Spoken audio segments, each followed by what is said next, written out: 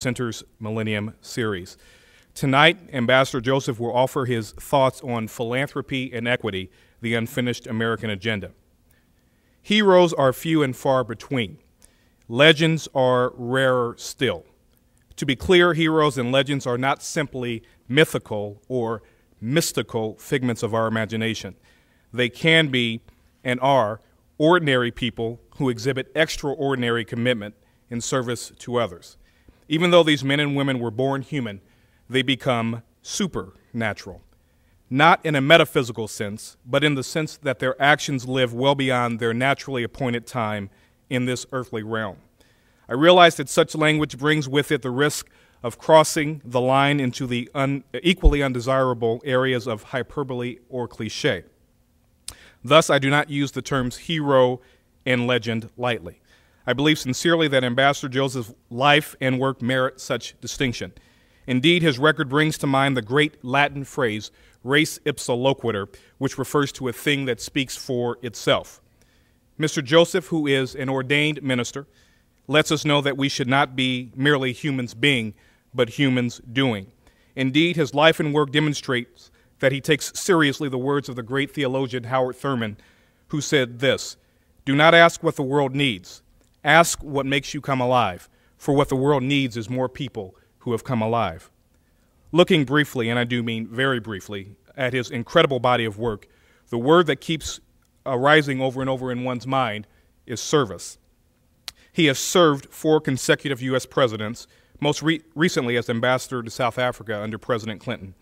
Presently, he serves as chair of the Louisiana Disaster Recovery Foundation. He has served as the first African-American president and CEO of the Council on Foundations. He served on the board of directors of the Brookings Institution, the National Endowment for Democracy, AfriCare, the National Housing Partnership, and I could go on and on. He's a member of the board of trustees of the Nelson Mandela Children's Fund USA and Union Theological Seminary. He serves on the board of directors of the Keenan Institute for Ethics at Duke University and the School of Public Health at Johns Hopkins University. Finally, the Children's Defense Fund appointed him a board member emeritus, and the Association of Black Foundation Executives, which he helped to found in 1971, established the James A. Joseph Lecture on Philanthropy. A highly sought-out speaker to academic, civic, and religious audiences, Ambassador Joseph is the author of two books, The Charitable Impulse and Remaking America. A third book concerning the intersection of private values and public virtues is near completion. Ambassador Joseph is the recipient of at least 15 honorary degrees, including, as Jean mentioned, from Indiana University. After graduating from Yale Divinity School, he began his professional career at Stillman College in Alabama, where he helped to organize the local civil rights movement. Thus, even as a young man, he answered the call of what the Jewish faith refers to as tikkun olam, repairing the world. Or in the words of Teddy Pendergrass, the world won't get no better if we just let it be. The great philosopher Rene Descartes offered a famous and oft-debated conclusion in his Discourse on Method, published in 1638. For Descartes, the answer to one of life's fundamental puzzles, proof of one's own existence, was a process of deduction and doubt. In other words, one can doubt whether our experiences are real, whether our conversations actually take place, or even whether we are here, wherever here might be. Thus, he concluded, I think, therefore I am, or more accurately, I think, therefore I exist.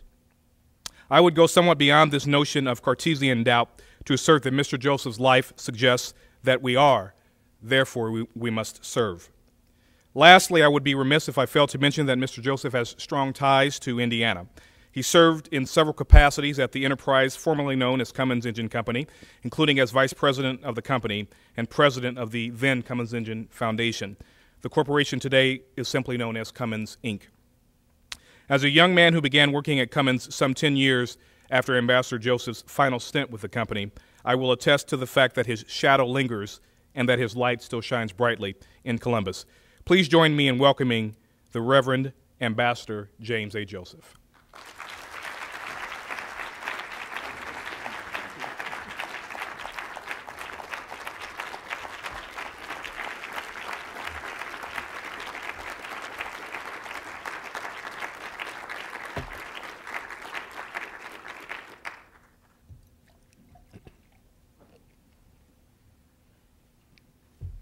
Thank you very much, Larry. I I spent a lot of time talking to a lot of people in a lot of places, and one of my favorite pastimes is listening to introductions.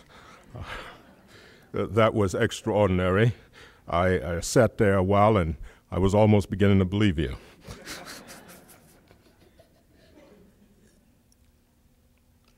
For 4 years as the United States ambassador to South Africa, I started every public conversation by saying, I am pleased to bring you greetings from the President of the United States and the 275 million Americans I represent.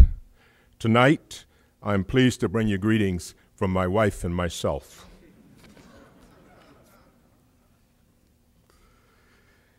Every day in America, in communities around the nation, we are reminded that we are a divided people, that the commitment of the framers of the Constitution to forming a more perfect union remains at risk. I welcome this opportunity, therefore, to talk about philanthropy and equity, to consider how philanthropy might respond to the enormous equity gaps that are sapping our national strength and diminishing our national ideals. Our vision for the future should be to help move the nation beyond the tolerance of difference to valuing diversity, to an understanding that opportunities and outcomes are interrelated, and to a commitment to give new life to the promise of equality in the workplace, the schoolhouse, and our civic institutions. We cannot make any real progress unless we are willing to talk openly and honestly about the continuing role of color, class, culture, and privilege. I'm often asked how race relations in South Africa compares to or differs from race relations in the United States. My answer always begins with the fact that in South Africa, race is on the table, a central element in the public discourse about the strength and well-being of that new democracy.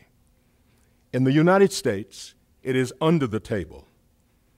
It may have determined who is at the table and even how the table is arranged, but it is not on the agenda because many Americans have convinced themselves that race no longer matters, that the legacy of segregation, which was an intentional underdevelopment of a people, is no longer a factor in forming a more perfect union. The South Africans are saying that they will not be able to move beyond race until the old barriers created because of race are removed. They're reminding us that if color was used to create a problem, color will have to be taken into consideration in resolving the problem. It is as true for us as it is for them that you cannot break a person's leg and put him on the starting line of a 100-yard dash and claim he has an equal opportunity. Moving beyond the broken leg comes only after the leg has mended. Now, the question you may be asking is, how can philanthropy make a difference when our resources are so limited, both in comparison to other sectors and in regards to the challenges before us? We have only to look at our history to begin to provide an answer. The methods of foundations are as diverse as the conditions they address. But philanthropy has always been an important problem-solving tool in America, and we are witnessing a resurgence in public understanding of this fact. It is not only the large donors like Bill Gates and Warren Buffett who are deliberately seeking to solve major social problems, but there has been a proliferation of smaller donors as well who have set out specifically to address major social ills. Given my own experience in various forms of philanthropy, I want to share with you 6 observations that I believe might be helpful for anyone contemplating the challenges and opportunities for promoting equity through strategic philanthropy. First of all, we need to clarify the distinction between philanthropy and charity. A lot of good work has been done by both scholars and practitioners in that regard, but it still does not register with many Americans. So I like to use the story of the Good Samaritan to make the point. We're told that a traveler finds someone badly beaten along the side of the road and stops to help. But suppose this Good Samaritan traveled the same road every day for a week, and on each day found someone badly beaten at the same spot on the road. Compassion requires that he or she give aid, but eventually compassion requires that he ask, who has responsibility for policing this road? What started out as an individual act of compassion leads to a concern with public policy. One is charity, the other is strategic philanthropy. I serve as chair of the Louisiana Disaster Recovery Foundation, established by the governor in the aftermath of Hurricanes Katrina and Rita. And I have concluded that the public response to these disasters should be a case study on the limitations of a paradigm of compassion that begins and ends with the parable of the Good Samaritan. Private donors have provided billions of dollars for relief, and the government is providing billions of dollars for recovery, but neither sector is providing much for reform. Responding to tragic portrayals of the plight of the victims is laudatory, but for foundations, this should be simply the beginning of the process and not the end. By the time we go from relief and recovery to reform, private donors tend to say, I have already given. Yet, we all know that it would be a tragedy to simply rebuild New Orleans as it was. And that is why the Louisiana Disaster Recovery Foundation has chosen a grant-making strategy that includes support for community organizations that seek to ensure that disparate community voices are heard, that new jobs and opportunities will be shared fairly, that new housing will serve all income levels and sustain the integrity of all communities, that the cost of development is shared fairly, and that the need for leadership renewal, community healing, and reconciliation are also addressed. Now, I know from my years as president of the Council on Foundations that many in philanthropy are advised that it is unwise, illegal, or too risky to get involved in public policy. But I served on the Treasury Department's task force that struggled with how to define lobbying, and I can tell you that there is much that can be done to objectively inform and enrich policy without being politically partisan. Moreover, the effects of private philanthropy's engagement with public affairs and public policy in the affairs of the nation are engraved widely and deeply in legislation, in court decisions, in public attitudes, and in social changes across a wide front. One way or another, The American Foundation has pointed